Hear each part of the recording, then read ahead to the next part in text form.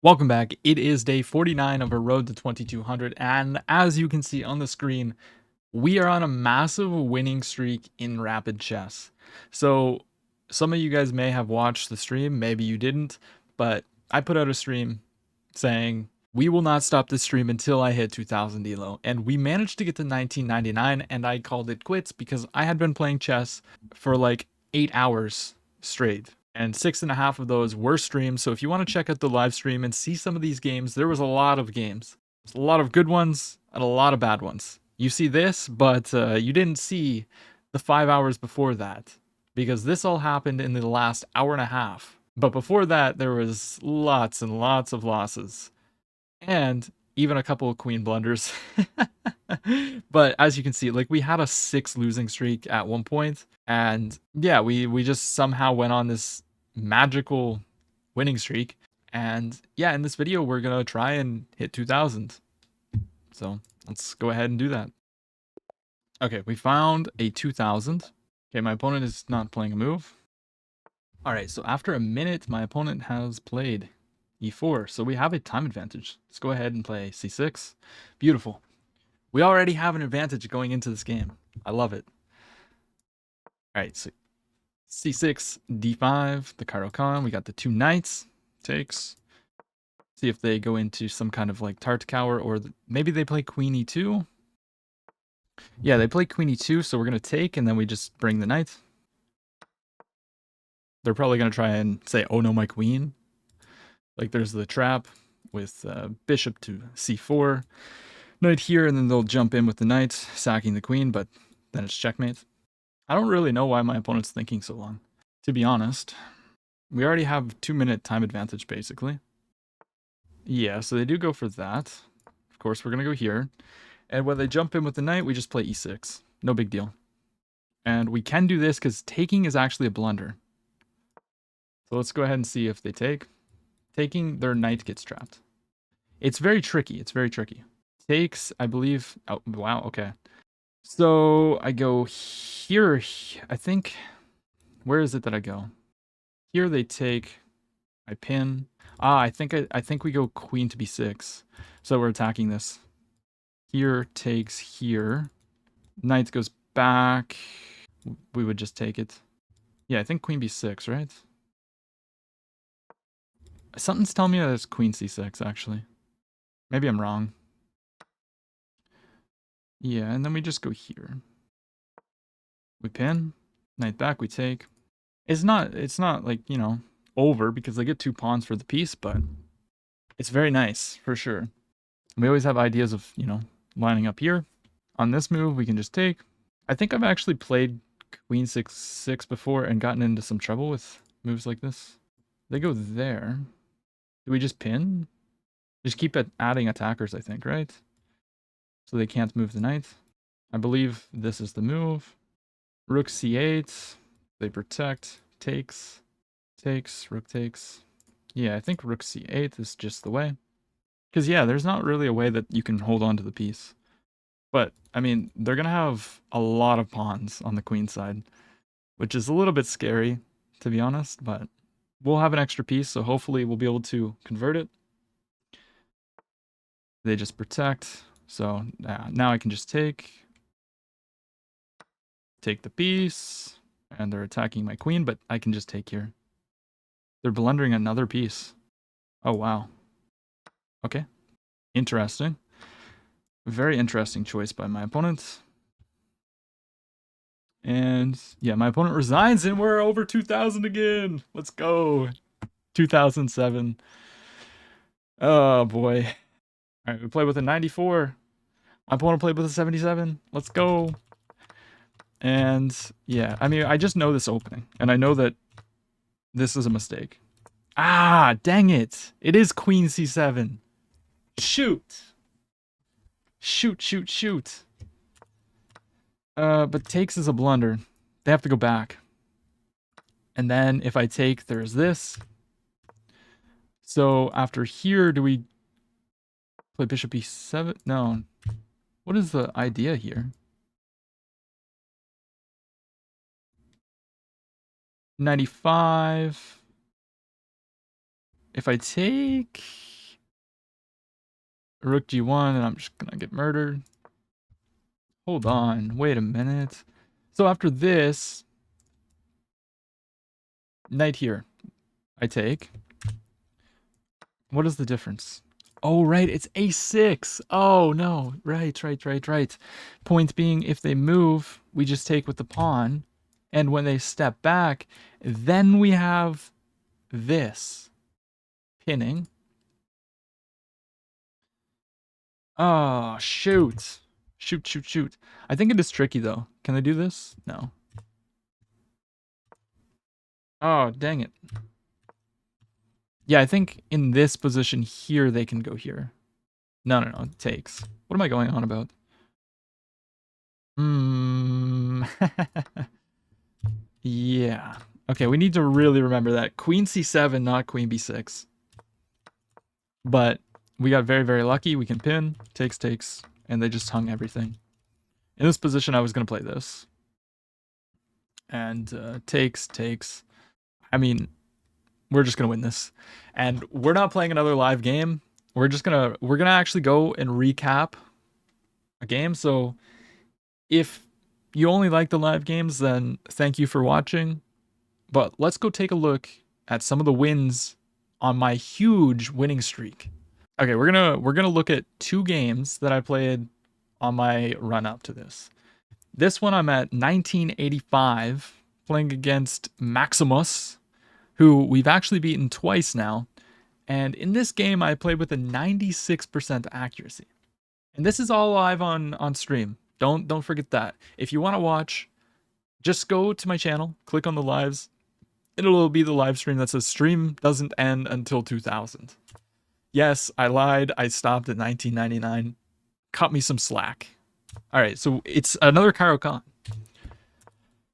And we have this. It's the advance. We have a very pleasant position. We go queen to a5 here. We're saying, hey, you gotta choose what you want to do, bruh. What are you doing with that bishop? They take, I take. And now they develop this way. We're simple. We play e6, which is really, really stupid. Not gonna lie, because the bishop is here. And on the stream, I think I played e6, and I'm like, oh, I'm dumb. Why did I not develop the bishop? But anyways, we did that. It's fine. We can just go bishop a6 and trade it off. Because we have all our pawns on light squares, so we're happy to get rid of that bishop. It's like in the French defense, where you play an early e6 and leave the bishop at home. You're happy to trade off the bishop. So, yeah, we did that. Now we just take, and then we develop the knight. We notice, d4 is the weak point in the position. So, yeah, we go there. We slide the queen back because it's attacked. Queen's coming in. Kind of annoying. The point of this move is after I move the knight, they're going to take, and I can no longer castle. I'm like, go ahead, boy. Do it. So they do. Takes. And yeah, they develop. I'm like, free pawn. They attack. I just go back. I protect the pawn that they're attacking.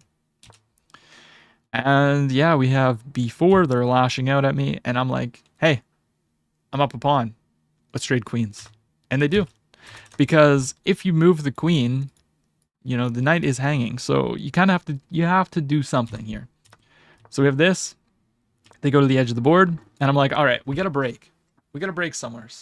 So f6. If you take me, I take you. And look at my center. They attack the knight.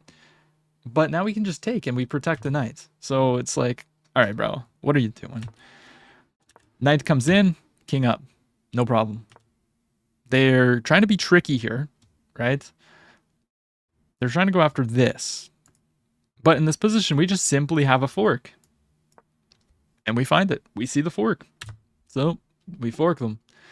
They take, I take, and then they go for this. I step the king, they go back. And they're really just hoping that I blunder the knight.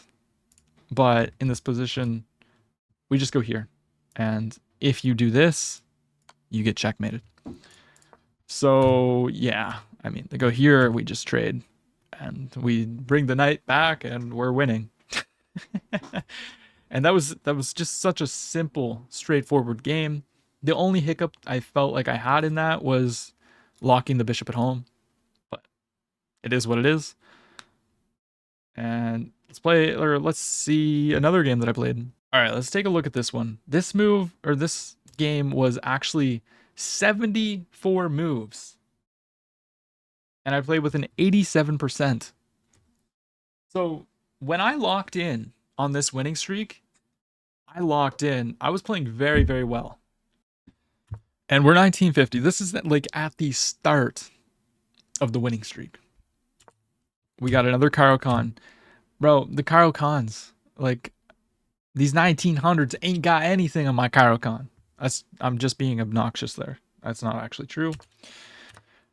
We got another two knights here, which we saw in the game, like the live game that we just played to get over 2000.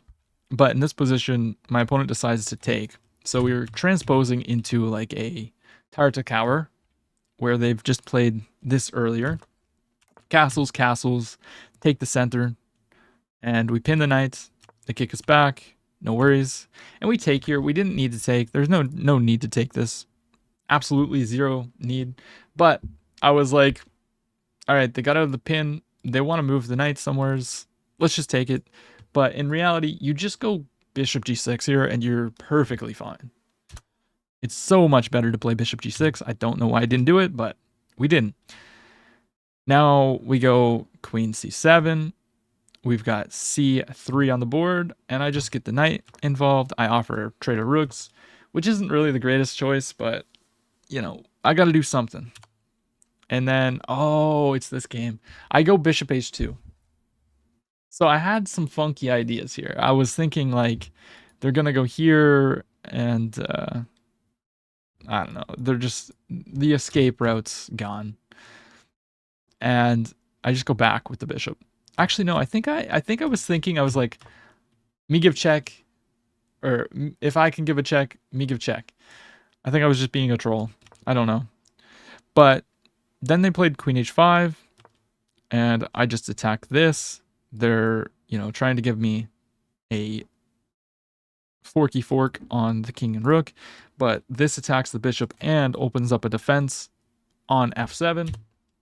They slide back. Now we just tempo the queen. g6, you gotta leave. And they just allow me to improve my pawns completely. They step back, and then my bishop. So I noticed, you know, after I start pushing g6 and f5, I notice I'm like, okay, my dark squares are kind of weak. So let's just solve the problem. Let's just play bishop f8. And now, you know, they can't really exploit it because I have a good defender of my dark squares. They come in here. And now, yeah, now the dubious stuff kind of happens. So I go here, and my big plan is that if they do this, you know, I can take, and, you know, it's just kind of it's just a weird plan. Also, this move kind of enabled my queen to go here, and then maybe we can have this at some point if it's good. But yeah, I mean, I felt like they were going to play something like this, stopping the mates, protecting. They also, you know, can do this kind of stuff. But in this position, they actually played this. They should go here, protecting both this and this at the same time. They didn't. And now we have check. But first, I had a brain fart here, actually. I was like, if I take, they take. I'm threatening.